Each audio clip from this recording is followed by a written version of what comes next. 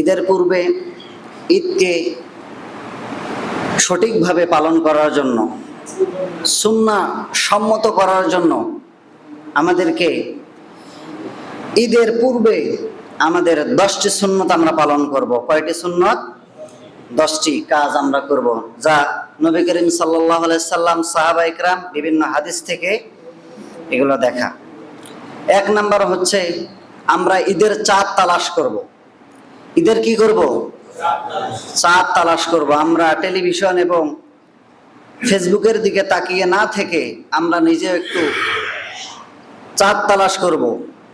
কারণ নবী করিম সাল্লাল্লাহু আলাইহি সাল্লাম তিনি নিজেই চাঁদ তালাশ করতে বলেছেন। সুতরাং আমরা চেষ্টা করব আমরা চাঁদ তালাশ করে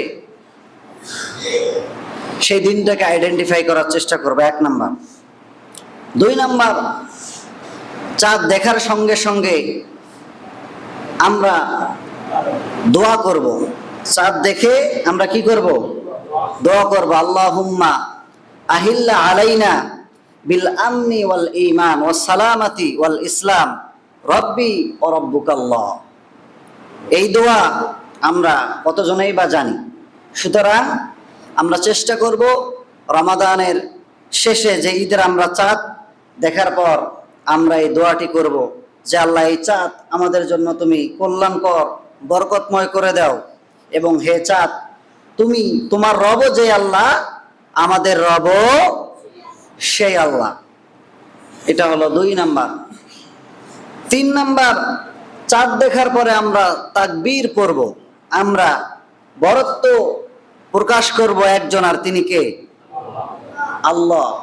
আমরা ঈদুল আজহায় তাকবীর দেই, আমরা ঈদুল আজহায় তাকবীর দেই, কিন্তু ঈদুল ফিতরে আমরা তাকবীর দিতে চাই না। কিন্তু নবী করিম সাল্লাল্লাহু আলাইহি সাল্লাম তিনি নিজে তাকবীর দিয়েছেন। তাকবীর দেওয়ার জন্য তিনি বলেছেন, ওয়ালিতুকমিলুল ইদ্দাতা ওয়ালিতুকাব্বিরুল্লাহা আলা মা হাদাকুম। আল্লাহর বরত্ব এবং মাহাত্ম্য আমাদেরকে, আমরা যখন চাঁদ দেখব আমরা তাকবীর দেব। তাকবীর দেওয়াটা হচ্ছে সুন্নাত। এরপরে 4 নাম্বার হচ্ছে ঈদের দিনে আমরা সকালবেলা আমরা গোসল করব, নিজেকে পাক পবিত্র করে নেব। ইবনে আব্বাস রাদিয়াল্লাহু তাআলা আনহু বর্ণনা করেন যে নবী করিম সাল্লাল্লাহু আলাইহি সাল্লাম বলেছেন যে তোমরা ঈদের দিনে পাক পবিত্র হও, নিজে গোসল করো, সুগন্ধি ব্যবহার করো। এটি হচ্ছে সুন্নাত। আমরা ঈদের দিন সকাল সকাল আমরা গোসল দেব এবং আতর সুগন্ধি আমরা ব্যবহার করব। 5 নাম্বার, আমরা সুন্দর পোশাক আমরা গায়ে দেব। পোশাক নতুন হওয়া লাগবে তেমনটা নয়, আমাদের সাধ্য অনুযায়ী, সাধ্য মাফিক আমরা জামা কাপড় পরিধান করব। জামা হতে পারে আপনার পুরাতন, কিন্তু মার্জিত পোশাক হওয়া লাগবে। সুন্দরভাবে ময়লা মুক্ত হওয়া লাগবে, ময়লা যুক্ত হওয়া যাবে না। সুন্দরভাবে আয়রন করে আমরা সুন্দর পোশাক পরিচ্ছেদ আমরা গায়ের মধ্যে দিয়ে ঈদগাহে যাব। বিভিন্ন হাদিস থেকে জানা যায় নবী করিম সাল্লাল্লাহু আলাইহি সাল্লাম 2 ঈদের সময় তিনি ডোরা কাটা জুব্বা গায়ে দিয়ে তিনি ঈদের ময়দানে যেতেন। তাই আমরাও সুন্দর জামা কাপড় পরে ঈদের ময়দানে আমরা যাওয়ার চেষ্টা করব। 6 নাম্বার, আমরা সকাল সকাল ঈদের মাঠে যাওয়ার চেষ্টা করব। সাধারণত আমাদের দেশে ঈদের নামাজ দেরিতে দেওয়া হয়, কিন্তু আসলে সুন্নাহ হচ্ছে ঈদের নামাজ তাড়াতাড়ি আদায় করা। তাড়াতাড়ি, যত তাড়াতাড়ি আদায় করবেন অতই ভালো। সুতরাং আমরা সকাল সকাল চেষ্টা করব ঈদগাহে গিয়ে আমরা উপস্থিত হয়ে যাব। আজকে আমরা সমাজে দেখতে পাই সারা মাস যাদের রোজা নাই, নামাজ নাই, মসজিদের মধ্যে একদিনেও দেখা যায় নাই, ওই বেটা যায় নামাজ নিয়ে প্রথম কাতারে গিয়ে বসে আছে। এরকম মুসল্লি আছে না নেই? বেটা তোর কিসের ঈদের নামাজ? রোজা করো নাই, তুমি তারাবির নামাজে আসো নাই, কিসের তোমার ঈদ? সুন্দর পাঞ্জাবি পরে বড় যায় নামাজ নিয়ে হাজির, না জানি কি কাম বাজাইছে ওই বেটায়, কিন্তু কোনো কিছু এই বেটা করে নাই। কথা বলেন ঠিক কিনা? আসল মুসল্লিরা পিছনে পড়ে আছে, কয় যে হুজুর এতদিন রোজা না রেখে এটা গুনাহ করছি, আবার ঈদের নামাজে না আসে আরেকটা গুনাহ করব, সামনে গিয়ে দাঁড়ায়। সুতরাং ওখানে যদিও এই বেটা যায়, কিন্তু তার মধ্যেও একটা ভাবসাব চোর ভাব থাকে যে রোজা করে নাই, এই স্থান কিন্তু আমার নয়, কিন্তু ভাবে টাকা পয়সার গরমে সে সামনে গিয়ে বসে থাকে। আমি সামনে যাইতে নিষেধ করতেছি না, আমি বুঝাচ্ছি এতটুকুই যে আসলে রমজান মাস যারা সঠিকভাবে ইবাদত বন্দিগি করেছে, ঈদের দিন তাদের পুরস্কার ঘোষণা করার দিন, কথা বলেন ঠিক কিনা? আপনার তো পুরস্কার হবে না, তার কারণ আল্লাহ তাআলা ঈদের দিন ঘোষণা করেন, ও আমার ফেরেশতারা গর্ব করে বলতে থাকেন, আমার যেই বান্দাগুলো সারা মাস না খেয়ে থাকলো, সিয়াম এবং কিয়াম পালন করলো, তাদেরকে আমি কি পুরস্কার দেব? ফেরেশতারা বলেন, রব্বুল আলামিন তোমার এই বান্দাগুলোকে সর্বোচ্চ পুরস্কার তুমি দান করে দিও। আল্লাহ তাআলা ডাক দিয়ে বলেন, ও আমার ফেরেশতারা শোনো, আমার যেই বান্দাগুলি আমাকে না দেখে আমার সন্তুষ্টর জন্য সিয়াম পালন করেছে, কিয়াম পালন করেছে, আমার ইজ্জতের কসম, আমার মাহাত্ম্যের কসম, আমার সম্মানের কসম, আমি এই বান্দাগুলোকে আমি আল্লাহ তাআলা মাফ করে দিয়া তাদের নামটি জান্নাতের মধ্যে লিপিবদ্ধ করে দিলাম। সুতরাং যারা সারা মাস না খেয়ে কষ্ট করে নিজেকে সংযম করে নিজেই যারা সুন্দরভাবে এই মাসটিকে কাটিয়ে দিয়েছে, তাদের জন্য ঈদের মাঠ, কথা বলেন ঠিক কিনা? সুতরাং আমাদেরকে সকালবেলায় তাদেরকে আগে গিয়ে সুন্দর জায়গায় আমাদেরকে বসে পড়তে হবে। 7 নাম্বার, আমাদেরকে কুশল বিনিময় করতে হবে। আমরা একে অপরের সাথে কোলাকুলি করি, মুআনাকা করি, মুলাকাত করি। এটি মূলত আমরা ঈদ মুবারক বলে সম্বোধন করি। বিভিন্ন স্কলার বলেন যে আসলে ঈদ মুবারক বলতে নিষেধ নাই, কিন্তু শরিয়ার এটি কোনো অংশ নয়। সাহাবা ইকরাম তারা বলতেন,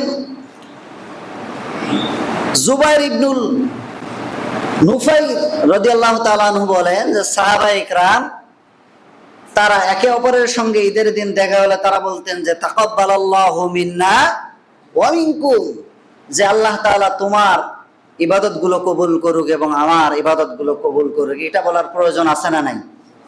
আছে। আমরা এটা বলবো, কোলাকুলি করেন আপনি, আমি নিষেধ করি না। তার কারণ আমাদের যে দূরত্ব তৈরি হয়েছে, ভাই তার ভাইকে দেখলে ডান জায়গার প্রয়োজনে বাম পাশ দিয়ে চলাফেরা করে, কথা বলেন ঠিক কিনা?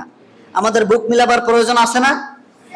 সুতরাং এখানে নিষেধ করা যাবে না। আমরা কোলাকুলি করব, মুসাফা করব, মুআনাকা করব, আমরা তাদের জন্য দোয়া করব যে তাকাব্বালাল্লাহু মিন্না ওয়া মিনকুম, আল্লাহ তোমাদের এবং আমাদের ইবাদতগুলো আল্লাহ তাআলা কবুল করে নিক। এটি ছিল 7 নাম্বার। 8 নাম্বার, ঈদুল ফিতরের দিন সকালবেলা কিছু খেয়ে আপনি ঈদগাহে যাবেন। আনাস রাদিয়াল্লাহু তাআলা আনহু, তিনি নবীজির খাদেম ছিলেন। নবীজির কি ছিলেন? খাদেম। 10 বছর তার বাড়িতে তিনি ছিলেন।